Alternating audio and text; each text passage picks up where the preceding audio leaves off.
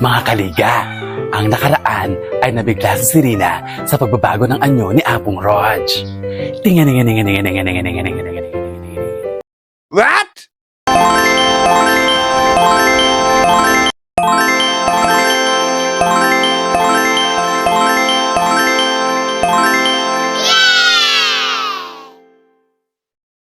Bakit mo ko piniyagang gayumahin si Jiro?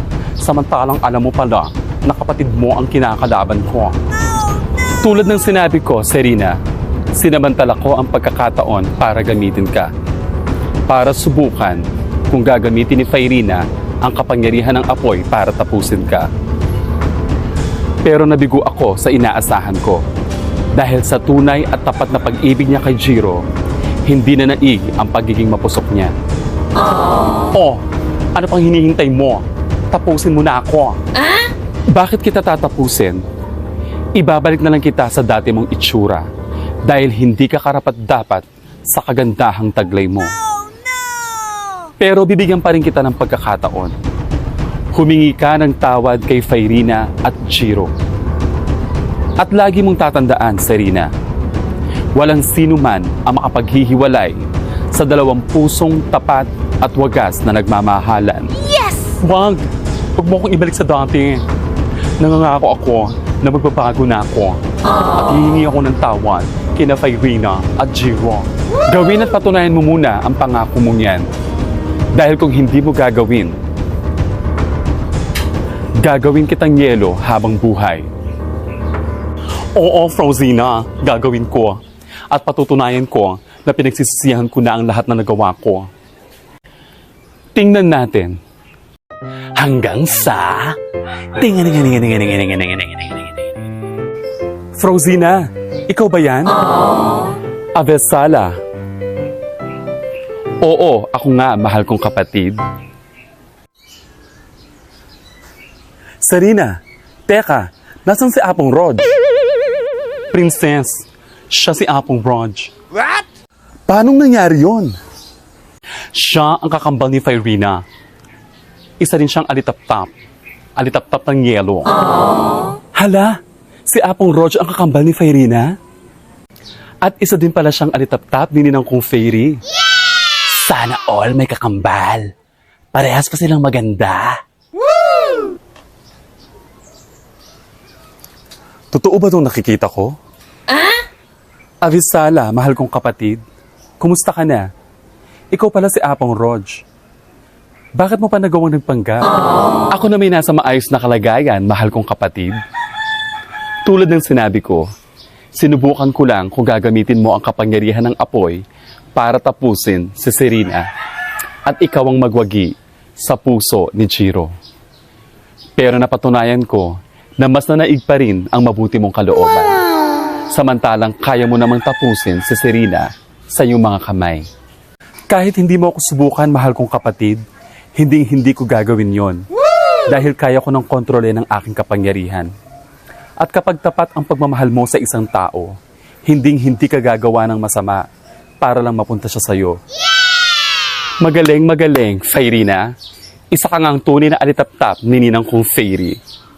Na naigang kabutihan sa kabila ng mga masasamang natatanggap mo mula sa mga tao. Tama ka, Frozina. Kung tutuusin, dapat pa ako magpasalamat kay Serena. Dahil sa sobrang galit na nararamdaman ko, nagawa kong maging mahinaon at kontrolin ang kapangyarihan ng apoy.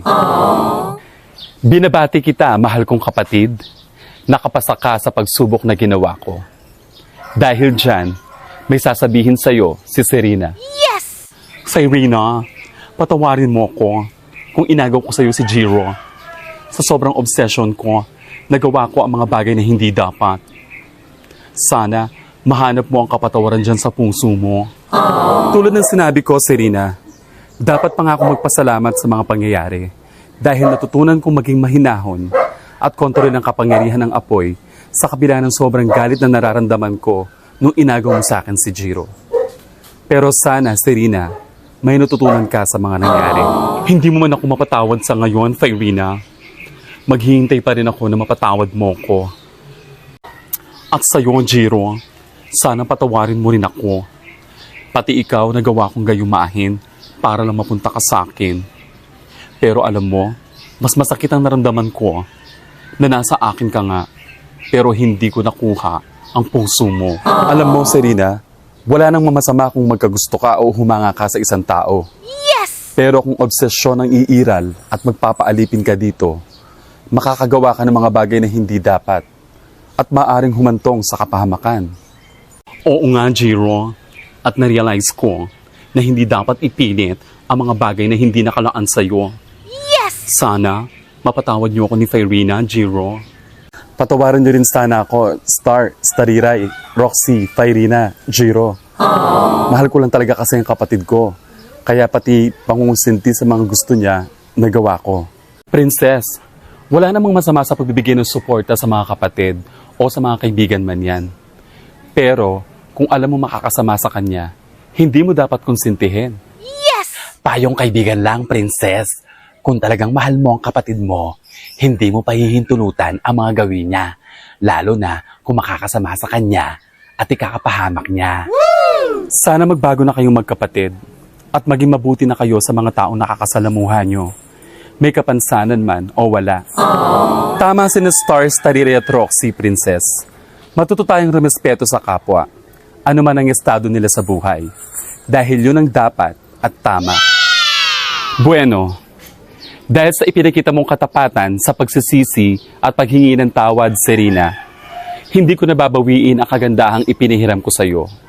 At hindi na rin kita gagawing yelo. Yes! Frozina, pwede ba akong humiling? Ano yon, Princess? Gusto ko sanang gawin mo akong isang magandang dalaga. Palagi kasi akong nababasted sa mga babaeng nililigawan ko.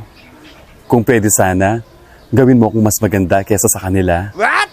Kung ganon, pagbibigyan kita. Sige, yumuko ka at pumikit.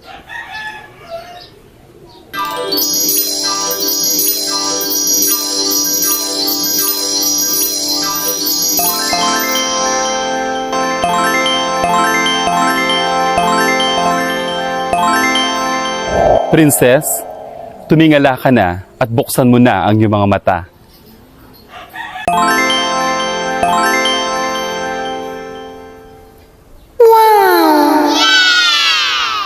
Wow, Princess! Ang ganda-ganda mo na. Isa ka ng tunay na princess. Talaga, Serena? Wow, Frozina! Salamat!